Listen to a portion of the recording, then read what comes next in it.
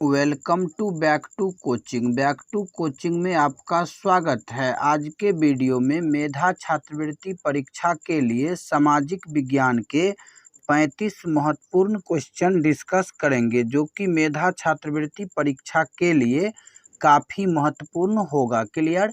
इसीलिए वीडियो को अंत तक देखिएगा। अगर वीडियो पसंद आए तो लाइक और शेयर ज़रूर करिएगा। अगर अभी तक चैनल को सब्सक्राइब नहीं किए हैं तो सब्सक्राइब कर लीजिए, क्योंकि यहाँ ऐसे ही ज्ञानवर्धक वीडियो लाता रहता हूँ। क्लियर?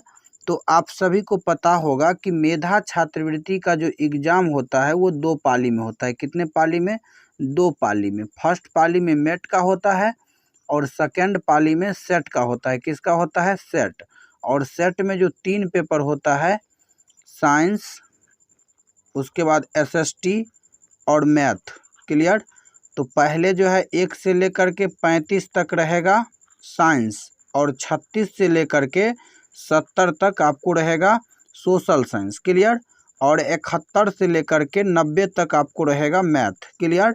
तो हम लोग सोशल साइंस में जैसे एग्ज़ाम में पूछा जाएगा क्वेश्चन नंबर 36 से लेकर के 70 तक, उसी प्रकार हम लोग इस वीडियो में क्वेश्चन नंबर 36 से लेकर के क्वेश्चन नंबर 70 तक डिस्कस करेंगे। क्लियर? तो इसीलिए वीडियो को अंत तक देखिएगा। क्लियर? और आप ये 35 क्वेश्चन में कितना सही कर पाए वो भी कमेंट बॉक्स में ज़रूर लिखिएगा। क्लियर? तो चलिए शुरू करते हैं। देखिए क्वेश्चन नंबर 36, ये क्वेश्चन इतिहास से है। क्वेश्चन नंबर 36 यहाँ पर दिया गया है कि औद्योगिक क्रांति सर्वप्रथम किस देश में हुई? जर्मनी में, अमेरिका में, ऑस्ट्रेलिया में या फिर इंग्लैंड में? तो इसका सही आंसर क्या होगा? क्वेश्चन नंबर 36 का औद्योगिक क्रांति सर्वप्रथम किस देश में हुई? जर्मनी में, अमेरिका में, ऑस्ट्रेलिया में या फिर इंग्लैंड में? तो इसका सही आंसर होगा विकल्प चौथा, इंग्लैंड में। याद रखिएगा कि इंग्लैंड में जो है औद्योगिक क्रांति सबसे पहले हुआ। क्लियर? अगर पूछा जाए कि इंग्लैंड में जो औद्योगिक क्रांति हुआ वो सबसे पहले किस उद्योग में हुआ, तो याद रखिएगा सूती वस्त्र उद्योग। कौन सा उद्योग? तो सूती वस्त्र उद्योग। क्लियर है? अगला क्वेश्चन दिया गया है क्वेश्चन नंबर 37, मुगल बादशाह औरंगजेब का निधन कब हुआ? 1607 ईस्वी में, 1707 ईस्वी में, 1807 ईस्वी में या फिर 1907 ईस्वी में? इसका सही आंसर क्या होगा क्वेश्चन नंबर 37 का? तो क्वेश्चन नंबर 37 का सही आंसर होगा विकल्प दूसरा। क्लियर? याद रखिएगा कि मुगल बादशाह औरंगजेब का जो निधन हुआ वो 1707 ईस्वी में हुआ। क्लियर? अगर पूछा जाए कि मुगल वंश के संस्थापक कौन थे, तो याद रखिएगा मुगल वंश के जो संस्थापक थे वो बाबर थे। क्लियर? और पूछा जाता है कि मुगल वंश के कौन ऐसा शासक थे जो सबसे ज़्यादा हिंदू सेनापति रखे हुए थे? क्लियर?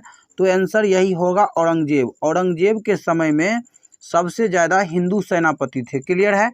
तो यहाँ से 3 क्वेश्चन क्लियर हो गया कि मुगल वंश के संस्थापक कौन थे, तो बाबर। क्लियर? मुगल वंश के जो शासक एक थे जिनका नाम था औरंगजेब, इनका मृत्यु कब हुआ? तो 1707 ईस्वी में। क्लियर? और अगर पूछा जाए कि किसके समय में सबसे ज़्यादा हिंदू सेनापति थे, तो आंसर होगा औरंगजेब। क्लियर है? अगला क्वेश्चन दिया गया है क्वेश्चन नंबर 38, रंजीत सिंह कहाँ के महाराजा थे? बिहार के, पंजाब के, अवध के या फिर राजस्थान के? क्वेश्चन नंबर 38 दिया गया है कि रंजीत सिंह कहाँ के शासक थे या महाराजा थे? क्लियर? बिहार के, पहला बिहार दिया गया यहाँ पर, उसके बाद पंजाब के, अवध के या फिर राजस्थान के? तो इसका सही आंसर क्या होगा? विकल्प दूसरा, पंजाब के। याद रखिएगा कि रंजीत सिंह जो थे वो पंजाब के महाराजा थे। क्लियर? अगला क्वेश्चन दिया गया है क्वेश्चन नंबर 39 कि नील दर्पण के लेखक कौन थे? शरद चंद्र चटर्जी या दीनबंधु मित्र, चित्तरंजन दास, बिमल मित्र? क्वेश्चन दिया गया है कि नील दर्पण के लेखक कौन थे? शरत चंद्र चटर्जी, दीनबंधु मित्र, चित्तरंजन दास या फिर बिमल मित्र? इसका सही आंसर क्या होगा क्वेश्चन नंबर 39 का? तो क्वेश्चन नंबर 39 का सही आंसर होगा विकल्प दूसरा, दीनबंधु मित्र। याद रखिएगा, नील दर्पण के लेखक दीनबंधु मित्र थे। क्लियर। अगला क्वेश्चन दिया गया है क्वेश्चन नंबर 40, 1857 ईस्वी के विद्रोह में बिहार के नेता कौन थे? मंगल पांडे, कुंवर सिंह, छत्रपति साहू जी या फिर नाना फडणवीस। इसका सही आंसर क्या होगा क्वेश्चन नंबर 40 का? तो क्वेश्चन नंबर 40 का सही आंसर होगा विकल्प दूसरा। याद रखिएगा कि बिहार से 1857 के क्रांति के जो नेता थे वो थे कुंवर सिंह। याद रखिएगा, कुंवर सिंह थे। क्लियर। अगला क्वेश्चन दिया गया है क्वेश्चन नंबर 41, कलकत्ता मदरसा की स्थापना कब हुई? कलकत्ता मदरसा की स्थापना कब हुई? ऑप्शन दिया गया है 1881 ईस्वी में, 1781 ईस्वी में, 1907 ईस्वी में या फिर 1857 ईस्वी में। क्वेश्चन नंबर 41 दिया गया है कि कलकत्ता मदरसा की स्थापना कब हुई? 1881 ईस्वी में या फिर 1781 ईस्वी में या फिर 1907 ईस्वी में या फिर 1857 ईस्वी में। क्लियर। तो इसका सही आंसर होगा विकल्प दूसरा, 1781 ईस्वी में। याद रखिएगा, कलकत्ता में मदरसा की स्थापना 1881 ईस्वी में वारेन हेस्टिंग के द्वारा किया गया। किसके द्वारा? Warren Hasting. याद रखिएगा, पूछा जाता है कि कलकत्ता में मदरसा की स्थापना कब किया गया, तो आंसर होगा 1781। और किसके द्वारा किया गया, तो आंसर होगा वारेन हेस्टिंग। क्या होगा? Warren Hasting. क्लियर। अगला क्वेश्चन दिया गया है क्वेश्चन नंबर 42, अंग्रेजी शिक्षा की शुरुआत भारत में किसने की? ऑप्शन दिया गया है कि क्लाइव ने, माउंटबेटन ने, मैकाले ने या फिर डलहौजी ने। क्वेश्चन नंबर 42 का सही आंसर क्या होगा? अंग्रेजी शिक्षा की शुरुआत भारत में किसने की? क्लाइव ने, माउंटबेटन ने, मैकाले ने या फिर डलहौजी ने। इसका सही आंसर क्या होगा क्वेश्चन नंबर 42? क्वेश्चन नंबर 42 का सही आंसर होगा विकल्प तीसरा, मैकाले ने। क्लियर। अगला क्वेश्चन दिया गया है क्वेश्चन नंबर 43, शांति निकेतन की स्थापना किसने की? स्वामी विवेकानंद ने, राजा राम मोहन राय ने, ईश्वर चंद्र विद्यासागर ने या फिर रविंद्रनाथ टैगोर ने। इसका सही आंसर क्या होगा क्वेश्चन नंबर 43 का सही आंसर जो होगा वो होगा विकल्प पहला, स्वामी विवेकानंद। याद रखिएगा कि शांति निकेतन की स्थापना स्वामी विवेकानंद के द्वारा किया गया था। क्लियर है, शांति निकेतन की स्थापना स्वामी विवेकानंद के द्वारा किया गया था। क्लियर। अगला क्वेश्चन दिया गया है क्वेश्चन नंबर 44, 1873 ईस्वी में ज्योतिबा फूले ने कौन सी किताब लिखी? ऑप्शन दिया गया है गुलामगिरी, आज़ादी, समानता या फिर स्वतंत्रता। तो इसका सही आंसर होगा विकल्प पहला, गुलामगिरी। याद रखिएगा, ये बहुत फेमस पुस्तक है। गुलामगिरी पुस्तक के अगर राइटर पूछा जाए तो क्या होगा? ज्योतिबा फूले। ज्योतिबा फूले के द्वारा 1873 ईस्वी में एक पुस्तक लिखा गया जिसका नाम था गुलामगिरी। क्लियर है। अगला क्वेश्चन दिया गया है क्वेश्चन नंबर 45। देखिए यहाँ पर क्वेश्चन नंबर 45 दिया गया है,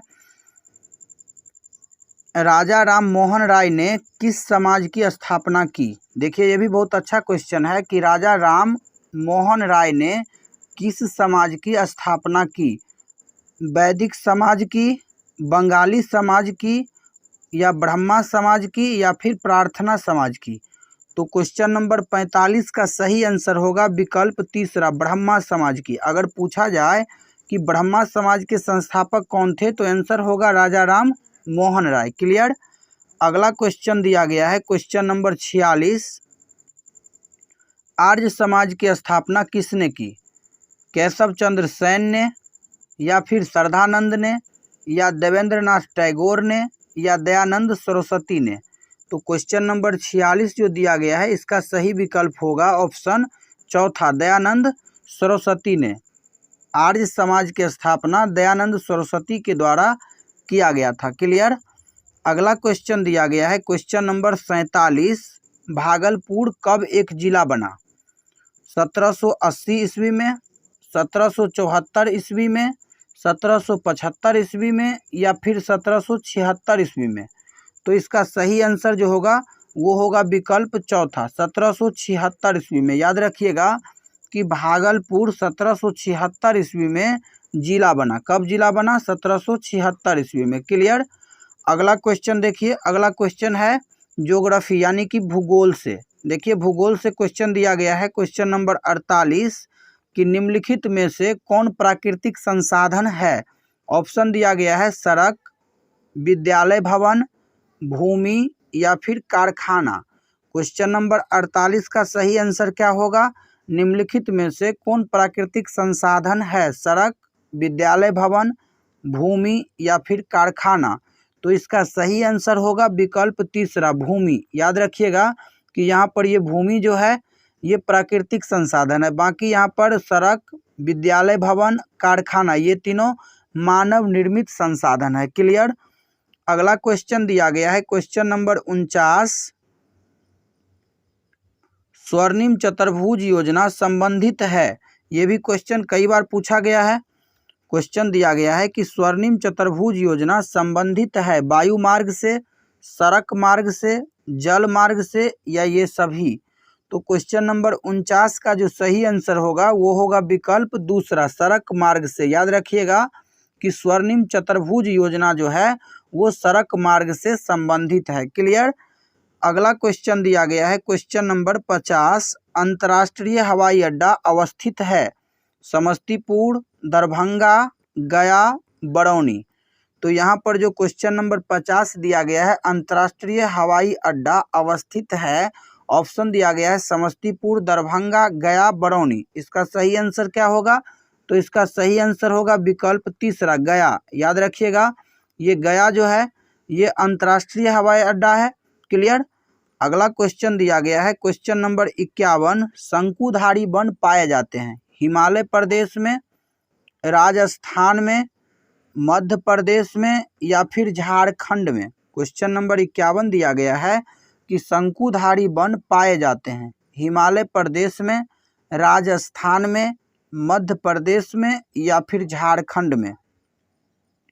तो इसका सही आंसर होगा विकल्प पहला, हिमालय प्रदेश में। याद रखिएगा कि हिमालय प्रदेश में शंकुधारी वन पाए जाते हैं। क्लियर।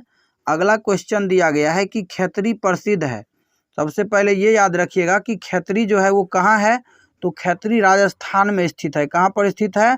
तो राजस्थान में। पूछा जाता है कि खैतरी किस जगह स्थित है? तो खैतरी राजस्थान राज्य में स्थित है। क्लियर। अब देखिए यहाँ पर क्वेश्चन दिया गया है कि खैतरी प्रसिद्ध है लोहा के लिए, अभ्रक के लिए या सोना के लिए या तांबा के लिए। तो इसका सही आंसर क्या होगा?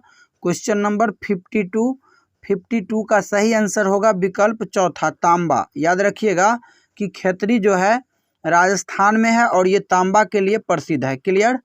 अगला क्वेश्चन दिया गया है क्वेश्चन नंबर 53 कि रोडोनाइट अयस्क है। रोडोनाइट किसका अयस्क है? मैग्नीज, लोहा, चांदी या फिर कोयला। तो इसका सही आंसर होगा विकल्प पहला, मैग्नीज। याद रखिएगा कि रोडोनाइट जो अयस्क है वो मैग्नीज का अयस्क है। किसका अयस्क है? मैग्नीज का। क्लियर। अगला क्वेश्चन दिया गया है क्वेश्चन नंबर 54 कि निम्नलिखित में से कौन सा व्यापारिक फसल है?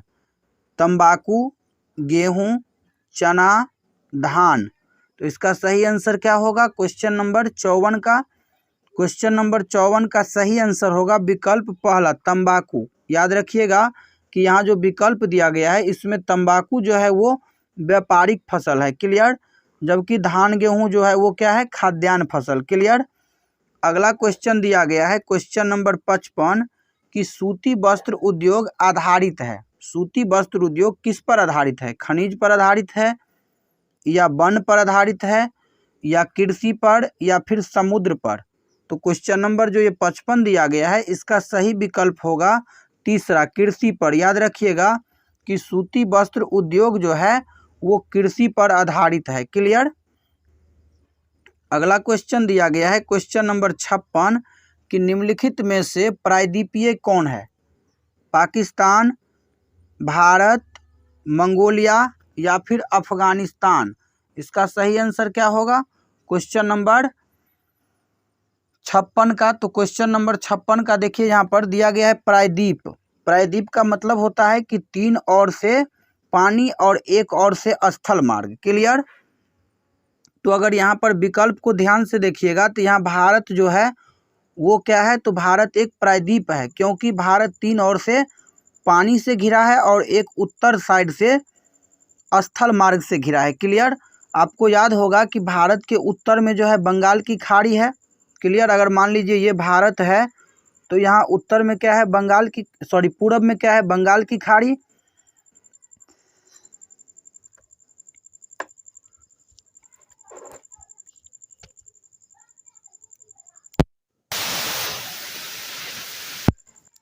पूरब में क्या है तो बंगाल की खाड़ी, पश्चिम में क्या है अरब सागर, दक्षिण में क्या है तो हिंद महासागर, और उत्तर में क्या है तो उत्तर में जो एक भाग है यहाँ पर स्थलीय मार्ग है इधर से। क्लियर। तो इसीलिए इसका सही विकल्प क्या होगा क्वेश्चन नंबर 56 का पहला भारत, सॉरी दूसरा भारत क्या होगा, तो निम्नलिखित में से प्रायद्वीपीय यहाँ पर कौन है, तो यहाँ पर प्रायद्वीप हो जाएगा भारत। क्लियर है। अगला क्वेश्चन दिया गया है क्वेश्चन नंबर 57 कि निम्नलिखित में से कौन ज्वारीय पतन है, चेन्नई, कांडला, हल्दिया या फिर तूतीकोरिन। इसका सही आंसर क्या होगा क्वेश्चन नंबर 57 का। तो क्वेश्चन नंबर 57 का सही आंसर होगा विकल्प दूसरा कांडला। क्या होगा कांडला। याद रखिएगा गुजरात में स्थित कांडला जो है एक ज्वारीय पतन है। क्लियर। अब कांडला का नाम बदल कर क्या कर दिया गया है, तो इसका नाम बदल करके अब दीनदयाल पतन कर दिया गया है। क्या कर दिया गया है दीनदयाल पतन। इसीलिए ये क्वेश्चन आप सभी के लिए बहुत इम्पोर्टेंट है कि किस पतन का नाम बदल करके दीनदयाल पतन किया गया है। तो आंसर होगा कांडला। कांडला किस राज्य में स्थित है, तो आंसर होगा गुजरात। कांडला कहाँ स्थित है गुजरात में। क्लियर हो गया। अगला क्वेश्चन दिया गया है क्वेश्चन नंबर 58 कि चक्र आरेख जाने जाते हैं दंड आरेख के नाम से, या रेखा ग्राफ के नाम से, या पाई आरेख के नाम से, या फिर चित्र के नाम से। तो क्वेश्चन नंबर 58 जो दिया गया है इसका सही आंसर होगा विकल्प तीसरा पाई आरेख के नाम से। याद रखिएगा कि चक्र आरेख पाई आरेख के नाम से जाने जाते हैं। क्लियर। अगला क्वेश्चन दिया गया है, अब जो अगला क्वेश्चन है ये नागरिक शास्त्र यानी सिविक्स से है, question number 59। Clear. Question number 59 यहाँ पर दिया गया है कि निम्नलिखित में से कौन भारतीय संविधान की एक मूल विशेषता नहीं है। ऑप्शन दिया गया है कि धर्मनिरपेक्षता, राजतंत्र, स्वतंत्र न्यायपालिका, संघवाद। तो इसका सही आंसर क्या होगा क्वेश्चन नंबर 59 का। क्वेश्चन नंबर 59 का सही आंसर होगा विकल्प दूसरा राजतंत्र। यहाँ पर भारतीय संविधान की मूल विशेषता में धर्मनिरपेक्षता, स्वतंत्र न्यायपालिका और संघवाद ये तीनों शामिल है, जबकि दूसरा विकल्प में जो राजतंत्र दिया गया है ये शामिल नहीं है। इसीलिए 59 का सही विकल्प होगा दूसरा। क्लियर है। अगला क्वेश्चन दिया गया है क्वेश्चन नंबर 60। ध्यान से करिएगा, ये भी बहुत अच्छा क्वेश्चन है कि भारतीय सर्वोच्च न्यायालय के न्यायाधीशों की नियुक्ति कौन करता है। भारतीय सर्वोच्च न्यायालय के न्यायाधीशों की नियुक्ति कौन करता है। आंसर यानी ऑप्शन दिया गया है विधि मंत्री, राष्ट्रपति, लोकसभा के अध्यक्ष या फिर प्रधानमंत्री। क्लियर। तो इसका सही आंसर क्या होगा, इसका सही आंसर होगा विकल्प दूसरा राष्ट्रपति। याद रखिएगा अगर पूछा जाए कि भारतीय सर्वोच्च न्यायालय के न्यायाधीशों की नियुक्ति कौन करता है तो आंसर होगा राष्ट्रपति। क्लियर। और अगर पूछा जाए कि सर्वोच्च न्यायालय कहाँ स्थित है तो सर्वोच्च न्यायालय जो है वो नई दिल्ली में स्थित है। कहाँ स्थित है नई दिल्ली में। याद रखिएगा सर्वोच्च न्यायालय नई दिल्ली में स्थित है। सर्वोच्च न्यायालय के न्यायाधीशों की नियुक्ति राष्ट्रपति के द्वारा किया जाता है। क्लियर। अगला क्वेश्चन दिया गया है क्वेश्चन नंबर 61। देखिए ये क्वेश्चन बिहार से है कि बिहार विधानसभा में सदस्यों की संख्या कितनी है, 354, 343, 243 या फिर 240। तो इसका सही आंसर क्या होगा, इसका सही आंसर होगा विकल्प तीसरा 243। याद रखिएगा कि बिहार विधानसभा में सदस्यों की संख्या 243 है। कितना है? 243। क्लियर है। अगला क्वेश्चन दिया गया है क्वेश्चन नंबर 62। मुख्यमंत्री कौन हो सकते हैं? बहुमत दल के नेता, राज्यपाल, राष्ट्रपति या फिर प्रधानमंत्री। तो मुख्यमंत्री जो होते हैं वो विधानसभा के बहुमत दल के नेता होते हैं, तो इसीलिए इसका सही आंसर होगा विकल्प पहला। क्लियर। अगला क्वेश्चन दिया गया है क्वेश्चन नंबर 63। राज्य विधानसभा की बैठकों की अध्यक्षता कौन करता है? विधान परिषद के सभापति, विधानसभा के अध्यक्ष या फिर मुख्यमंत्री या राज्यपाल। तो इसका सही आंसर होगा विकल्प दूसरा, विधानसभा के अध्यक्ष। राज्य विधानसभा की बैठक की अध्यक्षता जो है वो विधानसभा के अध्यक्ष करते हैं। क्लियर। अगला क्वेश्चन दिया गया है क्वेश्चन नंबर 64 कि किस सदन को संसद का उच्च सदन कहा जाता है? विधानसभा, ग्राम पंचायत, लोकसभा या फिर राज्यसभा। इसका सही आंसर क्या होगा क्वेश्चन नंबर 64 का? तो क्वेश्चन नंबर 64 का सही आंसर होगा विकल्प चौथा, राज्यसभा। क्लियर। याद रखिएगा कि राज्यसभा जो है वो उच्च सदन है और लोकसभा जो है वो निम्न सदन है। क्लियर। अगर राज्य स्तर पर बोला जाए तो विधानसभा जो है वो निम्न सदन है और विधान परिषद जो है वो उच्च सदन है। क्लियर। तो याद हो गया होगा, संसद का उच्च सदन पूछा जाए तो क्या होगा? राज्यसभा। अगर निम्न सदन पूछा जाए तो लोकसभा। क्लियर। अगर विधानसभा के बारे में पूछा जाए तो विधानसभा होगा निम्न सदन और विधान परिषद होगा उच्च सदन। क्लियर है। अगला क्वेश्चन दिया गया है क्वेश्चन नंबर 65 कि निम्नलिखित में से कौन संघीय राज्य की विशेषता है? दोहरी राजनीति, लिखित संविधान, स्वतंत्र न्यायपालिका या फिर केंद्रीय यानी शक्तियों का केंद्रीकरण। क्वेश्चन नंबर 65 दिया गया है कि निम्नलिखित में से कौन संघीय राज्य की विशेषता है? दोहरी राजनीति, लिखित संविधान, स्वतंत्र न्यायपालिका, शक्तियों का केंद्रीयकरण। तो इसका सही आंसर क्या होगा क्वेश्चन नंबर 65 का? तो क्वेश्चन नंबर 65 का सही आंसर होगा विकल्प चौथा, संघीय राज्य की विशेषता है शक्तियों का केंद्रीकरण। क्या होता है? शक्तियों का केंद्रीकरण जो है वो संघीय राज्य की मुख्य विशेषता है। क्लियर। अगला क्वेश्चन दिया गया है क्वेश्चन नंबर 66 कि भारत में राज्यों के संवैधानिक प्रधान कौन होते हैं? देखिए यहाँ पर राज्यों के संवैधानिक प्रधान के बारे में बोला जा रहा है। अगर यहाँ पर केंद्र के संवैधानिक प्रधान के बारे में बोला जाता तब इसका आंसर क्या होता? राष्ट्रपति होता। क्या होता? राष्ट्रपति होता। लेकिन यहाँ पर पूछा जा रहा है किसके बारे में? तो यहाँ पूछा जा रहा है कि राज्यों के संवैधानिक प्रधान कौन होते हैं। ऑप्शन दिया गया है मुख्यमंत्री, प्रधानमंत्री, राज्यपाल, महाअधिवक्ता। तो इसका आंसर क्या होगा? इसका सही आंसर होगा विकल्प तीसरा, राज्यपाल। क्लियर। अगला क्वेश्चन दिया गया है क्वेश्चन नंबर 67। यहाँ पर क्वेश्चन नंबर 67 दिया गया है, देख लीजिए क्वेश्चन नंबर 67। यहाँ क्वेश्चन नंबर 67 दिया गया है, भारतीय संविधान सभा की प्रारूप समिति के अध्यक्ष कौन थे? देखिए यहाँ पर क्वेश्चन बहुत अच्छा है। अब आप लोगों को अच्छा से दिखता होगा कि भारतीय संविधान सभा की प्रारूप समिति के अध्यक्ष कौन थे? डॉक्टर राजेंद्र प्रसाद। अगला ऑप्शन दिया गया है डॉक्टर BR अम्बेडकर या फिर महात्मा गांधी या पंडित जवाहरलाल नेहरू। तो इसका सही आंसर क्या होगा? इसका सही आंसर होगा विकल्प दूसरा, डॉक्टर भीमराव अम्बेडकर। याद रखिएगा यहाँ जो क्वेश्चन दिया गया है कि भारतीय संविधान की प्रारूप समिति के अध्यक्ष कौन होते हैं, कौन थे? भारतीय संविधान सभा की प्रारूप समिति के अध्यक्ष कौन थे, यानी कि ड्राफ्टिंग कमेटी के जो अध्यक्ष थे वो थे डॉक्टर भीमराव अंबेडकर। कौन थे? डॉक्टर भीमराव अंबेडकर। क्लियर। अगला क्वेश्चन दिया गया है क्वेश्चन नंबर 68, कैलोरी किसको मापने की इकाई है? देखिए बहुत अच्छा क्वेश्चन है। भोजन की ऊर्जा, बल की ऊर्जा, विद्युत की ऊर्जा या ताप की ऊर्जा। तो इसका सही आंसर क्या होगा? इसका सही आंसर होगा विकल्प पहला, भोजन की ऊर्जा। याद रखिएगा कैलोरी से जो है भोजन की ऊर्जा मापा जाता है अगर पूछा जाए कि ग्रामीण क्षेत्र में एक व्यक्ति के भोजन में प्रतिदिन कितने कैलोरी होना चाहिए, तब आंसर दीजिएगा 2400 कैलोरी। और अगर एक शहर के व्यक्ति के बारे में पूछा जाए तब आंसर दीजिएगा 2100 कैलोरी। क्लियर, इसको याद रखिएगा। अगला क्वेश्चन दिया गया है क्वेश्चन नंबर 69 कि पैक्स संबंधित है खिलाड़ियों से, दिव्यांगों से, किसानों से या सामाजिक कार्यकर्ताओं से। क्वेश्चन नंबर 69 दिया गया है कि पैक्स संबंधित है खिलाड़ियों से, दिव्यांगों से, किसानों से या फिर सामाजिक कार्यकर्ता से।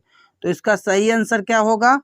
इसका सही आंसर होगा विकल्प तीसरा, किसानों से। क्लियर, याद रखिएगा पैक्स जो संबंधित है वो किसानों से संबंधित है। क्लियर, पैक्स का चुनाव कौन करवाता है? तो पैक्स का चुनाव जो है राज्य निर्वाचन आयोग के द्वारा करवाया जाता है। क्लियर। अगला क्वेश्चन दिया गया है क्वेश्चन नंबर 70 और ये आज का अंतिम क्वेश्चन है कि निम्नलिखित में कौन मीडिया के रूप हैं? समाचार पत्र, रेडियो, दूरदर्शन या उपयुक्त सभी। क्वेश्चन नंबर 70 दिया गया है कि निम्नलिखित में कौन मीडिया के रूप है? समाचार पत्र, रेडियो, दूरदर्शन या उपयुक्त सभी। तो इसका आंसर होगा चौथा, उपयुक्त सभी, क्योंकि यहाँ पर मीडिया का ही रूप समाचार पत्र, रेडियो, दूरदर्शन ये तीनों है, इसीलिए यहाँ पर आंसर होगा उपयुक्त सभी। क्लियर। तो आशा करता हूँ कि क्वेश्चन नंबर 36 से लेकर के क्वेश्चन नंबर 70 तक आप लोगों को समझ में आया होगा। तो वीडियो कैसा लगा कमेंट में ज़रूर बताइएगा। अगर वीडियो पसंद आया हो तो लाइक और शेयर ज़रूर करिएगा। अगर अभी तक चैनल को सब्सक्राइब नहीं किए हैं तो सब्सक्राइब कर लीजिए, क्योंकि यहाँ ऐसे ही ज्ञानवर्धक वीडियो लाता रहता हूँ। तो मिलते हैं अगले वीडियो में, तब तक के लिए जय हिंद, जय भारत।